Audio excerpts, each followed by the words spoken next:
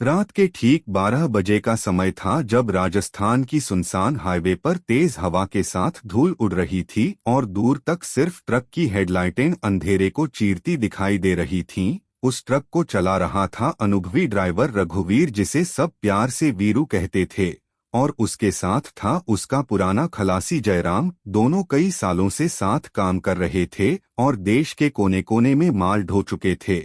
लेकिन उस रात जो हुआ वैसा उन्होंने कभी नहीं देखा था। वे एक पुराने जंगल वाले रास्ते से गुजर रहे थे, जिसे लोग भूतिया रोड कहते थे। वीरू ने पहले तो इन बातों पर ध्यान नहीं दिया क्योंकि वह खुद को बहादुर समझता था, मगर जैसे ही ट्रक उस इलाके में पहुंचा, अचानक रेडियो अपने आप चालू हो गया और उसमें से धीमी धीमी कराहने की आवाज आने लगी। जयराम ने घबराकर रेडियो बंद किया, पर कुछ ही सेकंड में फिर से वही आवाज गूंजने लगी, रुक जाओ, वापस लौट जाओ। वीरू ने इसे मजाक समझकर ट्रक की स्पीड बढ़ा दी। तभी सामने सड़क पर सफेद कपड़ों में एक औरत खड़ी दिखाई दी, जिसके बाल हवा में उड़ रहे थे और चेहरा साफ नजर नहीं आ रहा था। वीरू ने जोर से ब्रेक लगाया, लेकिन अजीब बात यह थी कि ट्रक उसके बिल्कुल पास पहुंचकर खुद ब खुद बंद हो गया। इंजन ने काम करना बंद कर दिया और चारों तरफ सन्नाटा छा गया।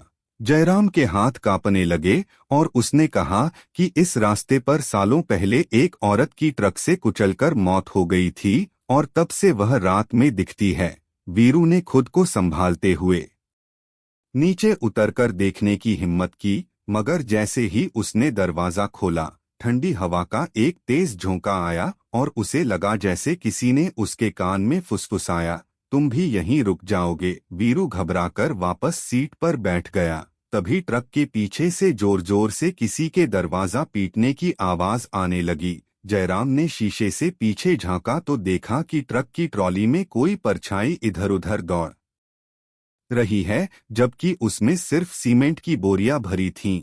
दोनों के माथे पर पसीना आ गया। वीरू ने किसी तरह इंजन स्टार्ट करने की कोशिश की, पर चाबी घूम ही नहीं रही थी। तभी अचानक ट्रक के अंदर बदबू फैलने लगी, जैसे कुछ सड़ चुका हो। रेडियो फिर चालू हुआ और इस बार साफ आवाज आई, मुझे क्यों मारा। जयराम ने डर के मारे रोना शुरू कर दिया और बोला कि हमें यहाँ से भागना होगा, मगर भागे कैसे जब ट्रक ही बंद है। तभी वीरू की नजर सामने सड़क पर पड़ी, जहां वही औरत अब धीरे धीरे ट्रक की ओर बढ़ रही थी और उसके पैर जमीन को छू नहीं रहे थे। उसकी आंखें पूरी तरह काली थीं और चेहरा खून से सना हुआ। वीरू का दिल तेजी से धड़कने लगा। उसने भगवान का नाम लिया और आखिरी बार चाबी घुमाई। इस बार इंजन अचानक गरज उठा और हेडलाइटें तेज हो गई। वीरू ने बिना पीछे देखे ट्रक को तेजी से आगे बढ़ा दिया। जयराम लगातार पीछे देख रहा था और उसने चीखकर कहा कि वह औरत ट्रक के पीछे हवा में उड़ते हुए आ रही है। वीरू ने स्पीड और बढ़ा दी, मगर तभी अचानक स्टीयरिंग अपने आप घूमने लगा, जैसे कोई अदृश्य हाथ उसे मोड़ रहा हो। ट्रक सड़क से उतरकर जंगल की तरफ जाने लगा। वीरू पूरी ताकत से स्टीयरिंग पकड़कर बैठा रहा और किसी तरह ट्रक को सीधा किया। तभी ट्रॉली से जोरदार धमाका हुआ और ऐसा लगा जैसे कोई भारी चीज गिर गई हो। दोनों ने सोचा शायद कोई बोरी फट गई होगी, लेकिन जब वे थोड़ी दूर जाकर रुके और हिम्मत करके पीछे देखने गए तो उनके होश उड़ गए, क्योंकि ट्रॉली में सीमेंट की बोरियों के बीच एक पुरानी टूटी हुई चप्पल और खून के धब्बे पड़े थे, जो धीरे धीरे गायब हो रहे थे। जयराम ने कांपते हुए कहा कि यह उसी औरत की निशानी है। वीरू ने बिना एक शब्द बोले फिर ट्रक स्टार्ट किया और पूरी रात बिना रुके शहर तक पहुंच गया।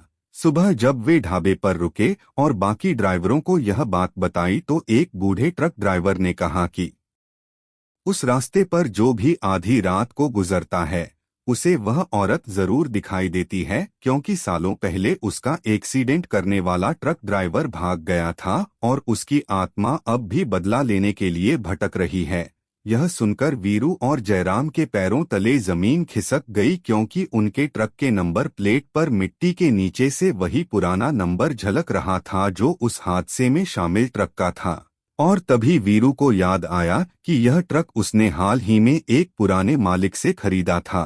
दोनों की रूह कांप उठी, क्योंकि शायद वह औरत उन्हें पहचान चुकी थी और अब अगली अमावस्या की रात फिर से उसी सड़क पर उनका इंतजार कर रही थी।